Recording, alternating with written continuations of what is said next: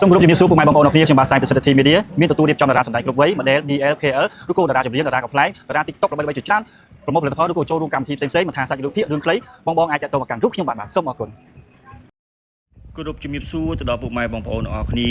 បាទនេះគឺជាសកម្មភាពក្រៅឆាកដែលខ្ញុំបានដឹកនាំតារាសម្ដែងជាច្រើនបាទថត MV ថ្មីរបស់បងស្រីសុកពិសីកំពូលតារាចម្រៀងប្រចាំប្រទេសកម្ពុជាយើងបងប្អូនអរគ្នាហើយនេះគឺជាសកម្មភាពក្រៅឆាកមុននឹងយើងរៀបចំថតគឺយើងថតក្រៅឆាកសិនបាទមើលតារាសម្ដែងស្អាតអង្គរះអង្គអីសារព័ត៌មានអីនេះអូបាទកំពុងតែបញ្យលទួលបញ្យលអីចឹងទៅអូនេះស្អីស្អាតខ្ញុំសួរថាស្វាងនៅយើងមិនសោះហាយដាច់ហាយអីចឹងទៅបាទផឹកអីចឹងទៅបាទនេះយើងថតទាំងមេឃរលឹមបងប្អូនអរគ្នាហើយនេះក្រុមសារព័ត៌មានញែកញក់ណាចាប៊ីនេះអូយថាញែកញក់បាទហើយមើលអង្គរៈខ្ញុំនេះបាទបងប្អូនអរគ្នានេះគ្រាន់តែក្រៅឆាខ្ញុំដាក់ speak រៀងញាប់បន្តិចដោយសារវីដេអូមួយវែងចឹងទៅបាទហើយខ្ញុំខាងនារី3នាក់នេះកំពូត្រាម៉ាកំពូសេតហើយតែត្រាម៉ាសេតហ្នឹងសិតតែមានសង្សារមានប្តីហើយបាទអានេះយើង10000បាទសម្រាប់ឌីជនីសម្រាប់ idol សុកពិសីម្ដងបាទនេះកំពុងតែសមណាបងប្អូនអរគ្នាកាមេរ៉ាសមថតទាំងមេឃរលឹមអញ្ចឹងទៅនេះគឺជាឈុតឆាកក្រៅឆាកខ្លះនៃ MV ថ្មីបែបសាច់រឿងបងប្អូនអរគ្នាបទនេះថត2ថ្ងៃបានចប់ណានេះមានអង្គរៈមាន fan មានអ្នកសារព័ត៌មានច្រើនណាបងប្អូនអរគ្នាបាទហើយបើសិនជាពុកម៉ែបងប្អូនអរគ្នាបងម្ចាស់ផលិតកម្មម្ចាស់ក្រុមហ៊ុនម្ចាស់ sport ទាំងអស់ដែលគាត់មានតម្រូវការចាំបាច់ចង់បានតារាសម្ដែងគ្រប់វ័យបាទស្អាតមានទាំង model BLKL ឬក៏តារាល្បីបាទប្រមូលផលិតផល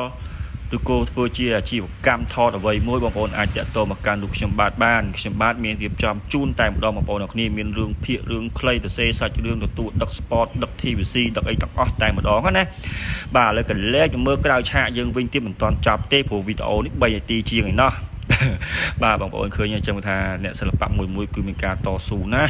ថតទាំងមេឃរលឹមមិនខ្លាចគ្រុនក្តៅគ្រុនញែអីទេពុកម៉ែបងប្អូនអរគ្នាបាទអានេះបាទ idol សុកពិសីកំពុងតែឡើងឡានរស់ស្រយបងប្អូនឡើងហាត់រស់ស្រយណាបាទហើយនេះចូលវគ្គមួយទៀតបងប្អូនអរគ្នាបាទនេះចូលវគ្គមួយទៀតហើយបាទគឺវគ្គបាទបងសុកពិសីគាត់ទៅណាចេះបាទបានទៀមទីឲ្យ manager របស់គាត់ដោះអាវក្រៅមកគាត់ពាក់អីចឹងទៅបាទស្អីយោកនេះអូមិនសុកចិត្តទេទៅណាស្អែកត្រូវច្រៀងត្រូវអីចឹងទៅបាទអូយនេះមិនសុកចិត្តទេធំធំអីចឹងទៅអង្គរៈនេះមើលឆ្វេងមើលស្ដាំការពីបាទអូអាឡូក៏ពិត idol ណែបាទមកជួបសង្សារ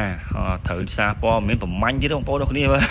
ទៅណាក៏សារព័ត៌មានប្រមាញ់អីទៅបាទបងប្អូនដឹងហើយតារាល្បីបាទតារាល្បីចឹងស្រាប់ហើយបាទអញ្ចឹងទៅណាមកណាត្រូវតែប្រយ័ត្នប្រយែងឲ្យសារព័ត៌មានប្រមាញ់ថតបាទនេះគឺច្រើនជាការវិភាគខៅឆាតទេវីដេអូមានតែប៉ុណ្្នឹងអរគុណជំរាបលា